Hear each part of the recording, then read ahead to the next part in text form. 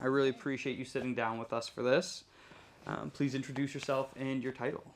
My name is Lisa Learning, and I'm the founder and CEO of Atlantic Repellent Products. Lovely. And if you don't mind, give us a little background. Introduce your company to us. So Atlantic Repellent Products, we create and manufacture all-natural tick repellents, and that also work for insects as well. And we also sell tick accessories. And do you want to give us a little background on why you started the company? So I started the company because back in 2016, both my young boys at the time got Lyme disease, and the oldest was affected quite severely. He couldn't walk for a period of time. And when I found out that you can get Lyme over and over again, I wanted the boys to still be able to play outside, but I didn't want to put DEET on them all the time. So I looked for an alternative solution, and there weren't any on the Canadian market at that time that were all natural specifically for ticks. There was a lot of anecdotal stuff out there that you could find at the farmer's market or wherever. So I decided just to start doing my own research, and I just read the abstracts of scientific papers that were about essential oils and ticks. And from that, I created 3 of my own versions of a tick repellent. But then to take it that step further, I paired up with a scientist at Acadia University, and we put our heads together, and then my partner Nancy Thompson came on board, and we came up with the tick repellent that's sold today. It took us 5 years because of we had to learn about the ticks, we had to experiment, and then also going through the regulatory process in Canada in order to get it registered. Did you plan on owning your own business, or was this just an opportunity that presented itself? It kind of sounds like it stared you in the face, and it was... It totally, it stared me in the face for sure, but I've been self-employed since I was 24 years old. I wanted to be self-employed since I was in high school, but I've had a variety of different types of jobs. I've had an art business, I had a property development business, and now I have this business. And I really enjoy taking on stuff I know nothing about. So when this opportunity presented itself and I knew nothing about it, that was pretty exciting to me. And then it turned into a business. Mentors. Have you had any mentors along your career journey? And this can exceed just Atlantic, maybe in your art business or any of the other businesses endeavors that you've had. I haven't had one particular mentor, but I've certainly had a lot of mentors. And to me, a mentor, like the traditional mentor, sits down with you and has meetings with you. I've had that for sure. But I've also had mentors where, for example, in the art business, I didn't know how to sell art. I didn't know a lot about it. So I literally just went from place to place. And at this time, there was no internet like it is today. So I would literally have to physically go there, walk in, and start talking to the owner or whoever. All those people along the way that I've asked a million questions to and that have taken the time to answer me, those are all the mentors. What are some of the advantages and disadvantages to entrepreneurship? Oh, there's lots of both. The advantages, I'll start with some advantages, disadvantages, and then go back to advantages. So the advantages are you really get to, like, when you get your paycheck, which you're not going to get a regular paycheck, but when you get paid, it's because of what you've done and you've created. And that's really rewarding in itself. You learn so many new things as you're going along this journey. It's not like you just learn your job and that's it and you do it over and over. Constant change happening, which I love. A disadvantage is you don't get that paycheck every 2 weeks. You know, it really does depend. So the advantages are almost like the disadvantages too. It's all how you look at it in perspective.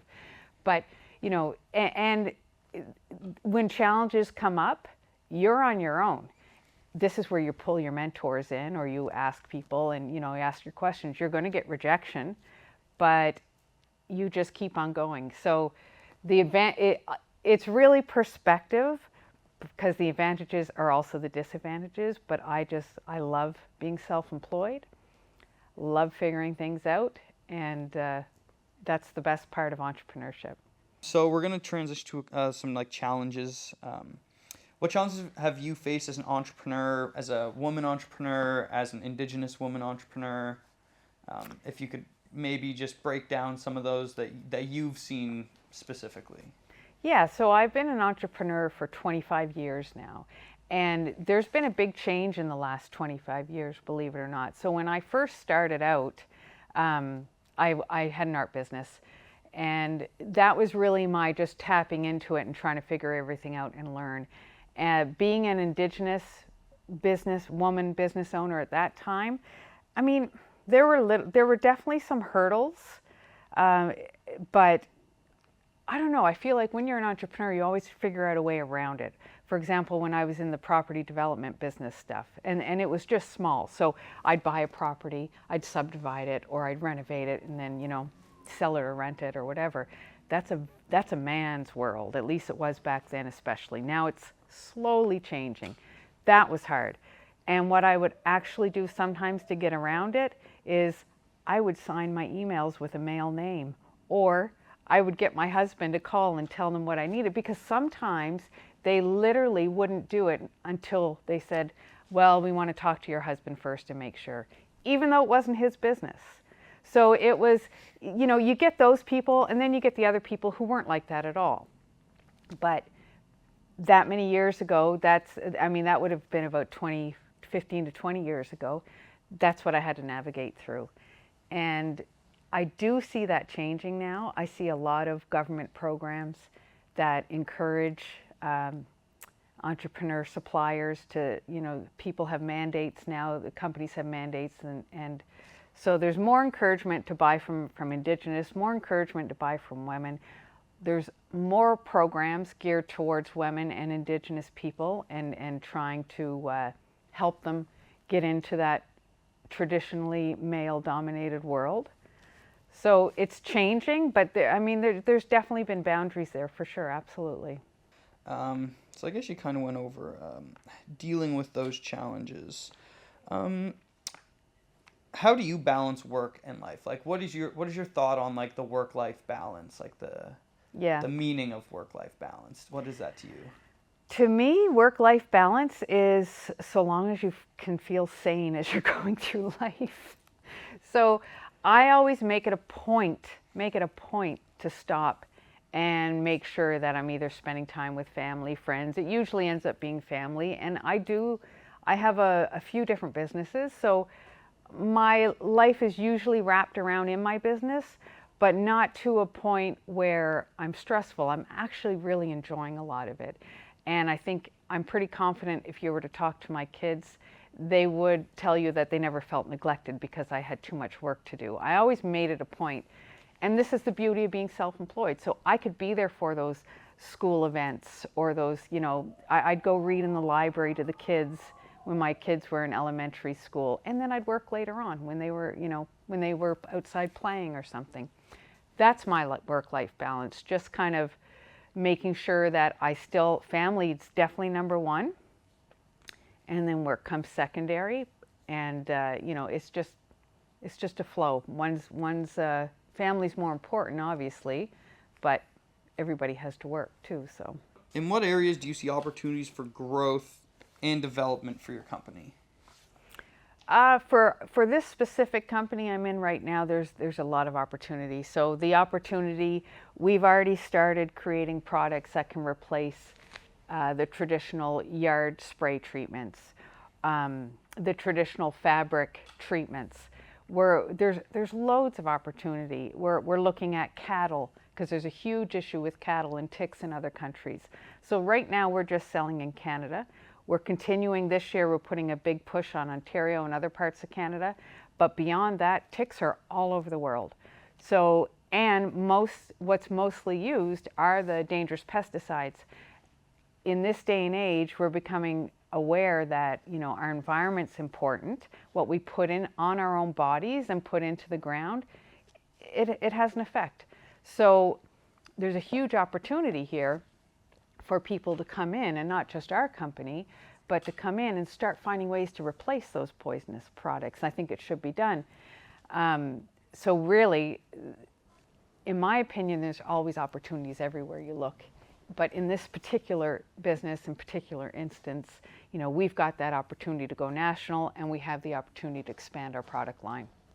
I as being someone who has gone through those first steps of getting their own business rolling, I know where you come from, and there's a big thrill in getting like off the ground essentially. But what's so ironic is that during that thrill, there's also so much pain involved. And when we were trying to get through Health Canada, that was a huge hurdle.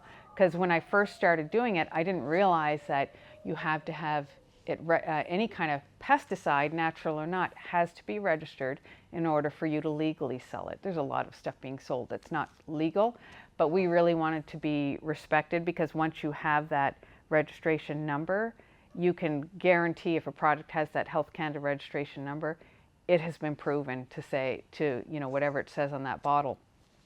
So that was extremely painful because I don't know how many times we got shot down and, kind of, I guess, sent back to the drawing board to figure things out. Or we'd think we were there and we were so excited, and then all of a sudden this other hurdle would come up. And it's strange, but in entrepreneurship, that is a big part of it. You love it and hate it at the same time. But I guess, the more gain comes from the more pain. How can governments be more open to Indigenous representation, especially in entrepreneurship?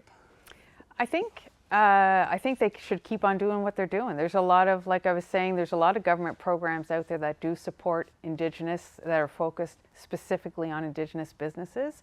And I can't express how helpful these really are.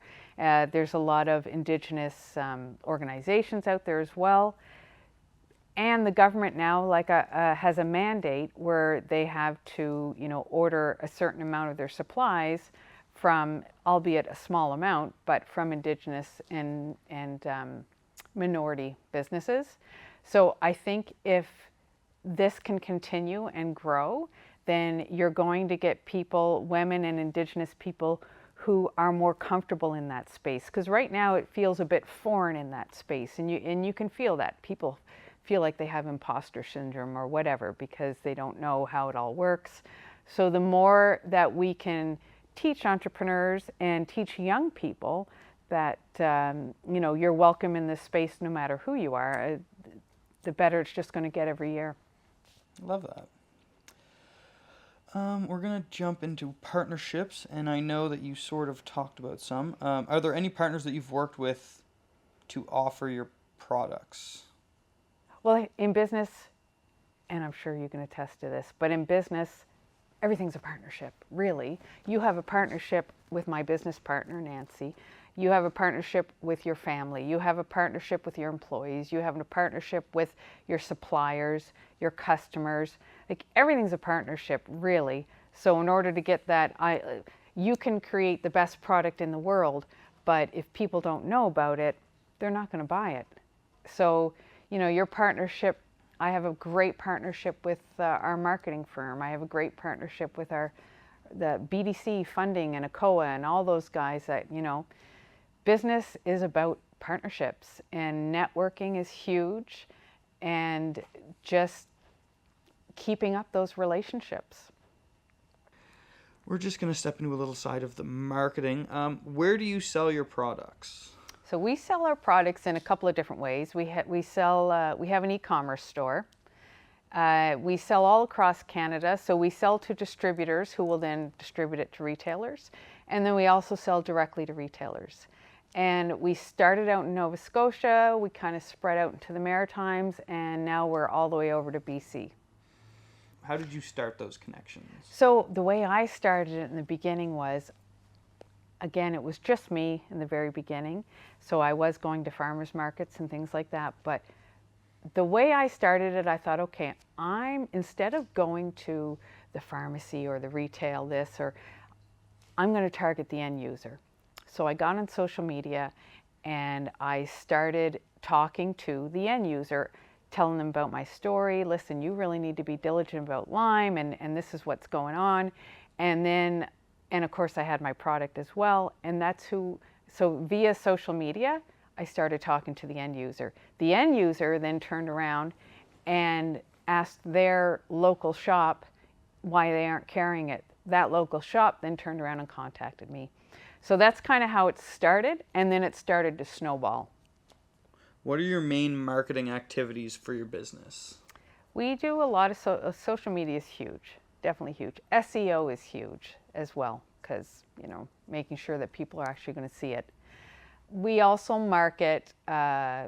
We're going to be marketing on the Weather Network this year through advertising. We have a 30-second clip, a video clip. Those are the main ways that we market.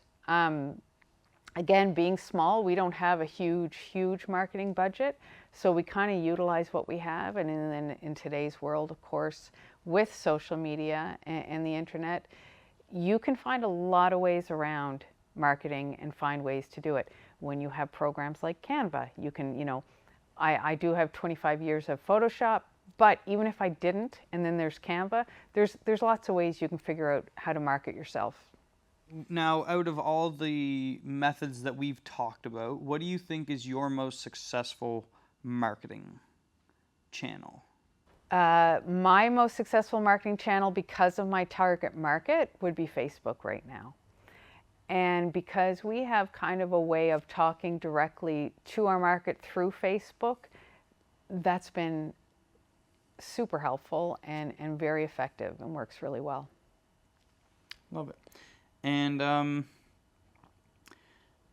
do you find that there's like a specific like main client that uses your product, or is it just is it a pretty wide variety? No, we definitely have a target market, absolutely 100%.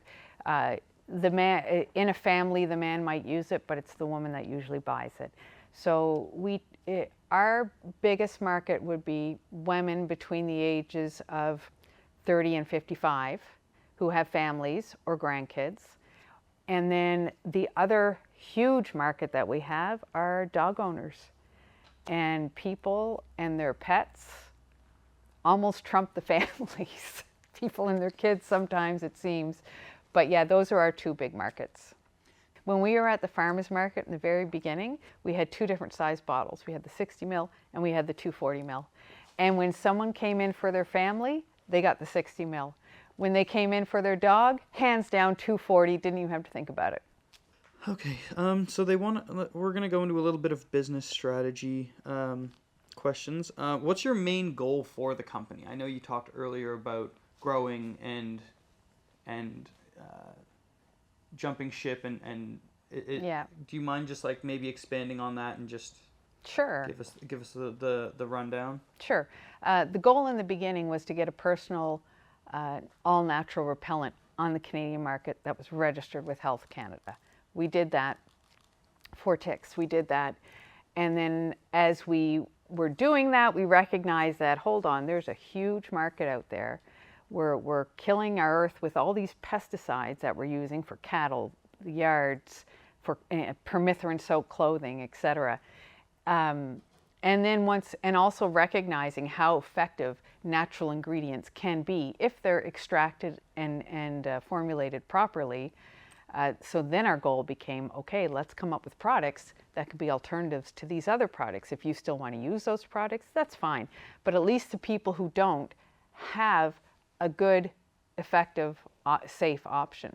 So that was our other goal. Then it was, and during that time, it was to get our product all the way across Canada.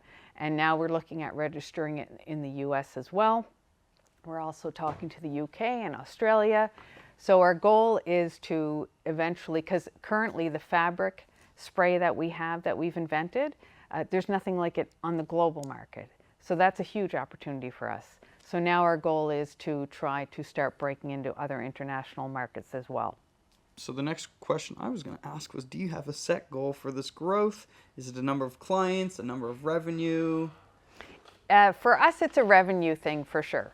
We have our set goal for this year of what we want to hit, and it's something that's ever changing because there's always things that come up that'll either stop you or I shouldn't say stop you, but that can put a delay on what you're doing. But this year, our goal is to have a 30% increase over last year. And then, we do have it set for the other years, but again, it's reassessed every year. Have there been any challenges in raising money to fuel expansion? I started this business in my house, and I literally started it at my kitchen table. So the cost for starting the business wasn't that difficult. But when it comes to growth, and having to keep up with demand, that's when it becomes challenging, because the money isn't necessarily coming in fast enough for you to grow as fast as you need to grow. So then you turn to external sources for funding. With all the government programs out there, I can't stress enough that networking is huge. Getting out to these events is huge. Talking to people is huge. That's how you raise money. It's not just going to the bank and applying for a loan. That's not going to happen. Might happen, but probably not. And even that, even going to the banks, like you start to create a relationship with the banks, even though you know they're not going to lend you money right now, but 2-3 years down the road they might. So BDC, I have to mention them because they are usually the ones that are going to step outside that box and lend entrepreneurs money. And then sometimes you have to go into your own personal stuff, whether you have a personal credit line or you need to refinance your home, whatever it is, as long as they're calculated risks, but there's always risk involved with entrepreneurship anyway. But funding is a tricky one. Then when you start to get on a trajectory where you have money coming in, then banks are going to look at you, ironically. But that's just how it is. Who manages the financial side of the business? That's myself. So you take care of it all. Yeah, so I'll take care of finance. I have Kirsty who helps me. I mean, she's a big part of it too. But then I kind of manage the end picture. And of course, obviously in the beginning it was me. But one thing I think that entrepreneurs tend not to do is financials. And financials are important. Even if it's only $10 a month you're getting, I'm exaggerating, but my point is you need to understand what your financials are, because just like that, you could be in a bad situation. So if you don't know how to do cash flow, learn how to do cash flow. And if you're not sure where to go to learn, go talk to someone at your Centre for Women in Business or your COA or your Invest Nova Scotia. And if they're not the right person, they're going to tell you who the right person is to talk to. But you need to learn your financials and need to have a basic understanding. I hear a lot of people sometimes say, oh, there's no help for entrepreneurs. That is absolutely not true. And in my opinion, it almost weeds out the people who aren't going to be successful entrepreneurs.